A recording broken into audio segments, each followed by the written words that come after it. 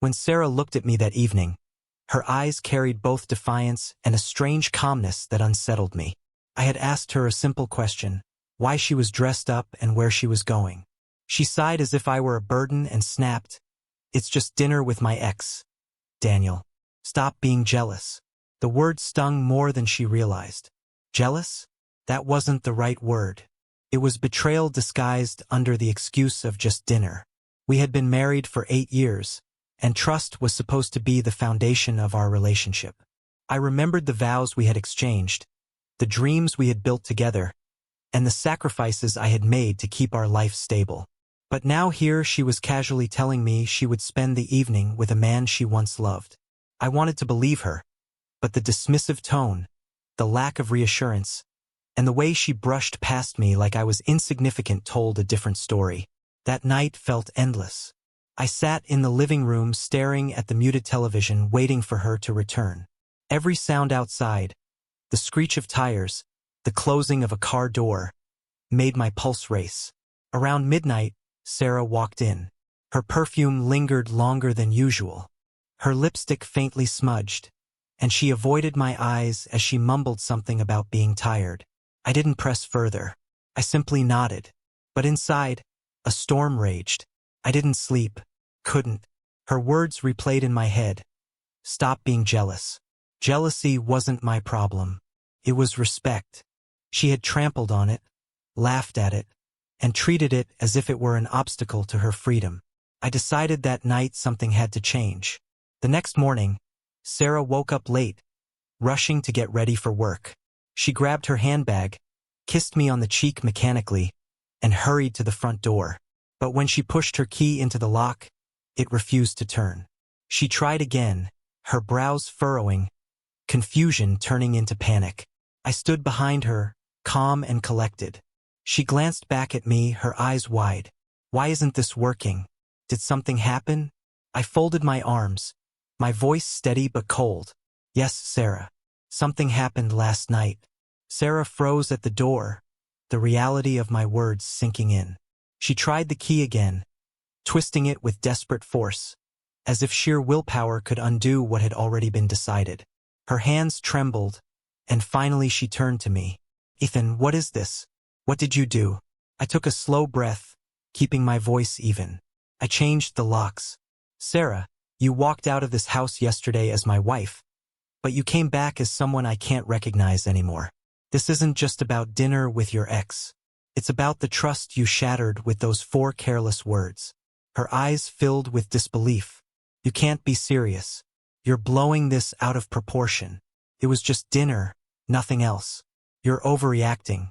That word, overreacting, burned inside me. I had stayed up all night thinking, weighing every detail of her behavior. And now she had the audacity to belittle my pain. Overreacting? Sarah, if you respected me, if you respected our marriage, you wouldn't have gone in the first place. Do you think any loyal spouse would casually dine with their ex while their partner sat at home wondering why they weren't enough?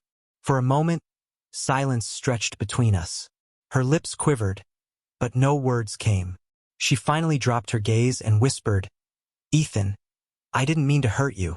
I just wanted to feel something again. Something exciting. Her confession cut deeper than any lie could have. So it wasn't about dinner.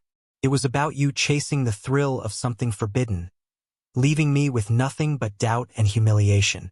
You wanted excitement, I said quietly. Then here it is. The excitement of not knowing where you stand anymore. The thrill of realizing the man who carried this marriage on his shoulders is done being your safety net. Sarah's eyes widened as tears rolled down her cheeks. She reached for my arm, but I stepped back. The look on her face shifted from anger to desperation. Please, Ethan, don't do this. I made a mistake, but it's not what you think. I still love you. I met her pleading eyes, but all I could see was the reflection of a woman who had gambled with my trust and lost. Her words lingered in the air, fragile and empty, like glass about to shatter. I still love you, she repeated, but it sounded more like a plea than a truth. I shook my head slowly, my chest tight, but my mind clear. Love doesn't look like this, Sarah. Love doesn't hide behind excuses or seek thrills in the arms of the past. Love protects. It doesn't gamble. She broke down then, her knees giving way as she clutched her handbag like it could anchor her.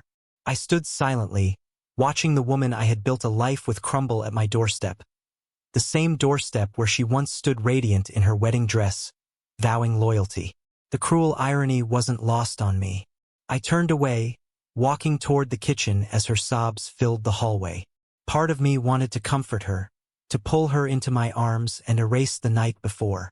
But another part, a stronger, wiser part, knew that forgiving her this easily would only invite more betrayal down the line. She had to face the weight of her choices. Where am I supposed to go? She whispered through tears. I paused, my back to her. Maybe to the same place you went last night. I'm sure Daniel will open his door for you. The bitterness in my tone wasn't something I was proud of, but it was honest. She gasped, her sobs sharper now. It wasn't like that. Please, Ethan, don't throw us away. I finally turned, meeting her eyes with all the calm I could muster. I didn't throw us away, Sarah. You did when you dismissed me as jealous. When you called me overreacting. When you chose someone else's company over the man who has stood by you all these years. That's when you made your choice. I'm just living with the consequences. The silence after those words felt final.